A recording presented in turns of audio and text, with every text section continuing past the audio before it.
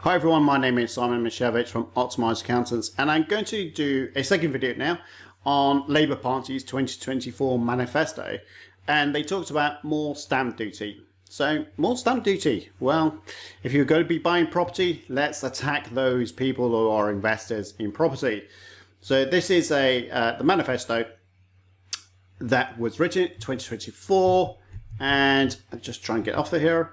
So stamp duty changes. The Labour Party plans to adjust stamp duty land tax (SDLT) system by reducing the threshold back to 300,000 for first-time buyers from April 2024. So not only are we going to be affecting non-DOMs as the target has been, but they're also going to affect first-time buyers as well. Additionally, they intend to increase the surcharge for overseas buyers, raising it from 2% to 3%. These measures are aimed at cooling the property market and make it more accessible to UK residents. Confused. First of all, I understand that increasing the SDLT from 2% to 3% may deter some. Not many though. And the other side to that, if you're trying to bring it into the hands of the UK residents, why are you reducing the first time buyers back down to 300,000? There is some confusion around that statement. What's your thoughts on this? Because you can't attack foreigners and then attack the UK residents and say, well, we're trying to help out. It just doesn't make sense at all, in my opinion. So confused statement is that. Is what I'm trying to bring across here. So we need to look at residential stamp duty rates, and this is predominantly where the Labour Party is going to be focusing its efforts. So between 0 and £250,000, there is a 0% band. We've got a high rate of 3% for any additional properties you have in your name, or if you're buying a property inside of a limited company, you have this high rate of 3% for anything above £40,000. I could never understand that. Why did they say over £40,000?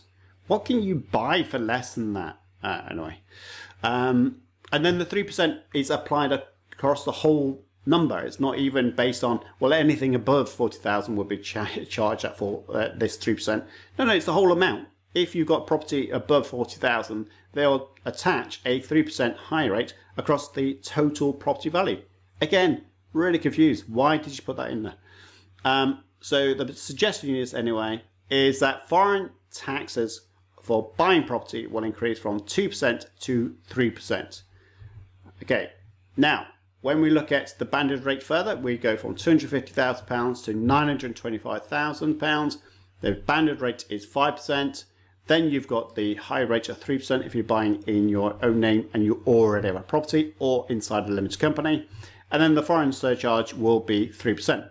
So a foreign buyer of property, this is kind of the band that you'd be looking at in most cases. 5%, 3% plus another 3%. We're looking at 11%, which I live in Spain, so 11% is actually quite reasonable in total, realistic.